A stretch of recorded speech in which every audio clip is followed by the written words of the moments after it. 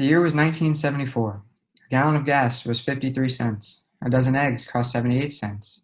A gallon of milk cost $1.57. And on June 4th, at Cleveland Stadium, an 8-ounce cup of beer was only 10 cents a pop. First, let's set the scene. As mentioned, June 4th in Cleveland.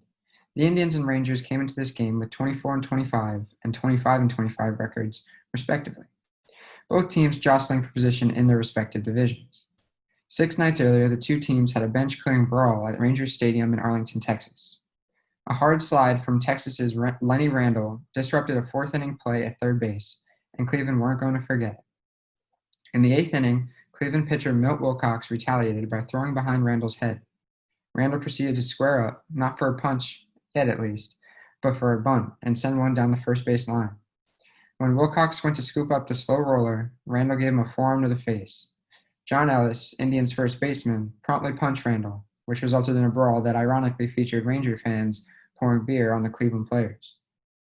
The stage is set. I'm Matthew Perry from GMs for Hire, and this is Disasters in Sports, 10-cent beer night.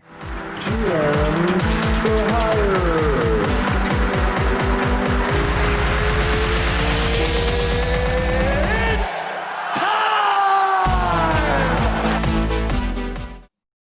The Rangers grabbed a 5-1 lead early, which presented the already rambunctious Cleveland fans opportunities to take the attention away from the box score.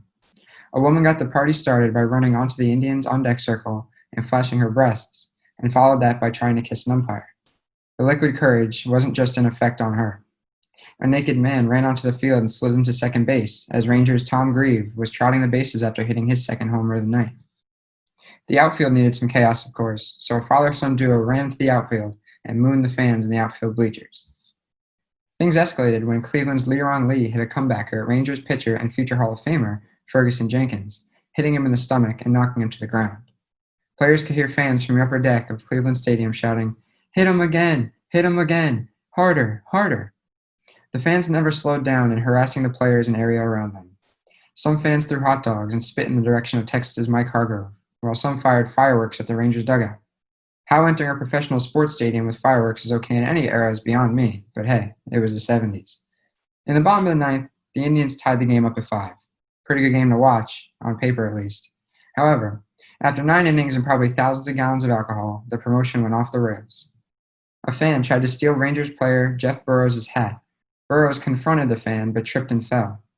Rangers manager at the time, legendary hothead Billy Martin, thought Burroughs was being attacked and charged onto the field with the rest of the team right behind him. Some of the players happened to be wielding bats as they approached the intoxicated fan. Not helping the situation, many fans had knives, chains, and were even able to rip off pieces of the stadium seats and use them as weapons. Once again, I really do question the 70s security measures here. But what do I know? Cleveland's manager, Ken Aspermonte, noticed that the Rangers were in danger, so in an act of camaraderie, advised his players to grab bats and help Texas fend off the rabid crowd. Fans quickly turned rioters, as attacks directed towards the players began to commence. Cleveland manager Tom Hilgendorf took a folding chair to the head. Mike Hargrove, who was mentioned earlier, throwing hot dogs and hot loogies, got into a fist fight with a fan and got into a scuffle with one more on his way back to his own dugout. Various players were pelted with anything, from rocks to popcorn to radio batteries, bottles, cups. Anything you could find in the stadium could also be seen flying onto the field. Indians radio broadcasters Joe Tate and Herb Score noted that the lack of police protection was a big reason for things getting out of hand, and it took a riot squad to break up the massive fray. Umpire Nestor Shaylock, who suffered a cut in the head from a folding chair, as well as a cut on the hand from a rock, called the game a forfeit in favor of Texas. One of the craziest parts of this is that Cleveland had 3 more nights scheduled for this 10-cent unlimited beer promotion, but they changed it to a maximum of 4 beers per person immediately after. I think we can all safely say that that was the right decision. American League President Lee MacPhail was asked about the game.